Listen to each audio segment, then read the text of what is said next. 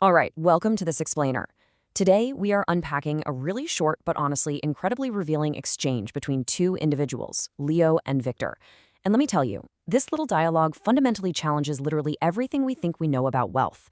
I mean, if you've ever wondered what actually separates the financially elite from, well, everyone else, you'd probably assume it's, I don't know, a hidden offshore account, some secret trading algorithm, or a massive inheritance, right? But the secret we are exploring today points somewhere completely different. So let's jump right in. We kick things off with the exact hook Leo poses to Victor. He asks, Victor, what's the one thing billionaires hide from everyone? And you can totally see where Leo's coming from here. He's assuming there's some tangible, heavily guarded secret, like a literal map to buried treasure or a ridiculously complicated tax loophole. It's a totally natural question because it mirrors our own societal assumptions, doesn't it? We expect an answer about Swiss bank accounts, but what we actually get is something far more profound. Because Victor's response immediately flips the script. He says, a secret that made them richer than money ever could. Boom. He validates Leo's assumption that yes, there is a secret, but he instantly redefines the entire scale of wealth. He's basically suggesting that money is actually a lesser form of riches. He's placing it in a completely subordinate category to whatever this secret actually is. And Leo's reaction? It perfectly mirrors our own skepticism. More valuable than money? I mean, in a world where cash dictates so much of human behavior, our security, our access to things, Leo's disbelief is pretty much the only logical reaction. He's essentially asking, wait, what could possibly sit above capital? Which forces Victor to clearly define this abstract, superior form of wealth. Okay, so that brings us to part one, the triad of control. Victor answers by pointing to three very specific internal elements. He says, yes, it's their ability to control their time, focus, and decisions. Now, I want you to notice the absolute most crucial word in that sentence, control. He isn't just saying they have time, focus, and decisions. I mean, actually, scratch that, we all have those to some degree, right? What he is stating is that the secret is the absolute mastery and control over them. True wealth isn't a physical thing you hold in your hand. It is a profound level of self-governance. Let's break this triad down because Victor is isolating these three specific elements as the ultimate secret tools. First up, time. It is literally our only truly finite resource. You can always make more money, but you can never generate more time. Controlling it means dictating exactly where your energy flows. Second is focus. Think about the world we live in, an era of just infinite distraction. The ability to direct your attention relentlessly toward a singular goal, that's a massive competitive advantage. And third, decisions.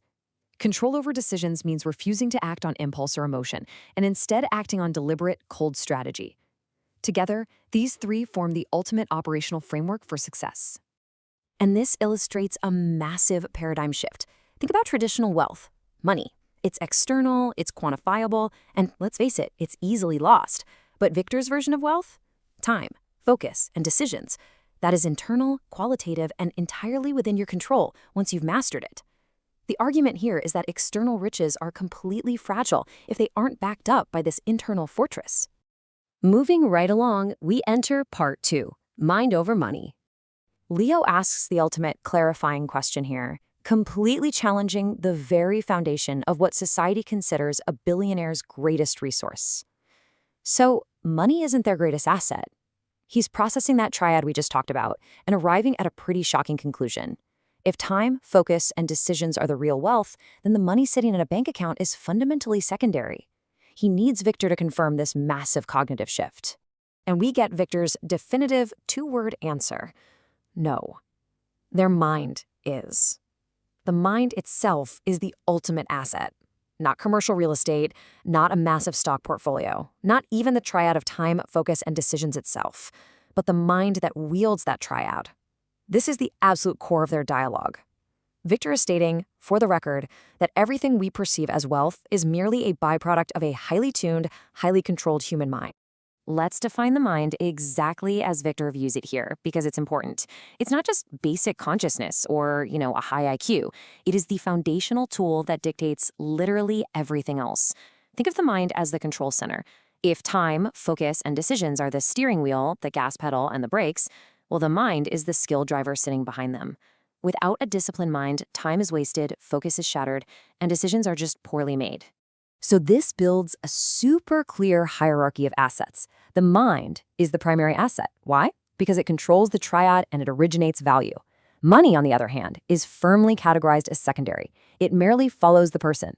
Think about it. If you lose all your money tomorrow, but you retain that disciplined mind, your mind will simply leverage your time, your focus, and your decisions to generate all that money all over again. The mind is the root, and money is just the fruit. Which leads us perfectly into part 3, money follows the mind. Victor delivers this final, just incredibly impactful maxim, establishing that wealth is a trailing indicator. Money follows the person who knows how to use it. This one sentence completely demystifies wealth. It completely strips away the whole concept of luck or just hoarding cash. It states, plain as day, that capital naturally flows toward competence. It flows toward the individual whose mind is sharp enough to utilize time, hone their focus, and execute decisions. Money isn't something you desperately chase. It's something that is naturally attracted to the person you become through mental mastery. We can visualize this profound philosophy as a strict, step-by-step sequence of cause and effect, based strictly on Victor's explanation. Step 1. It all begins with utilizing the mind, recognizing it as your ultimate asset. Step 2. That mind is then applied to master the triad, controlling your time, directing your focus, making calculated decisions. And step 3. Only after those internal conditions are met does the external result occur. Money follows. You literally cannot skip straight to step 3. The dialogue insists on this exact chronological order of mastery. Ultimately, this entire exchange shifts our focus completely away from chasing money and redirects it to mastering the one internal asset that actually generates it. The billionaire's secret, as revealed here, isn't something they're actively hiding in a vault somewhere. It's a state of being.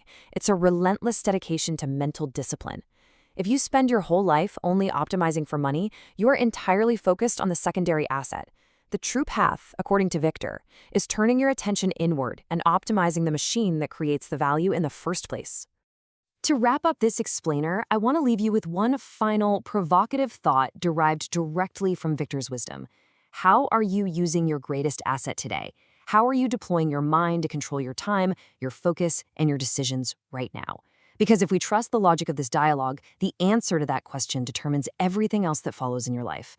Thank you so much for joining me to unpack this fascinating exchange, and I'll leave you to reflect on that as you go about your day.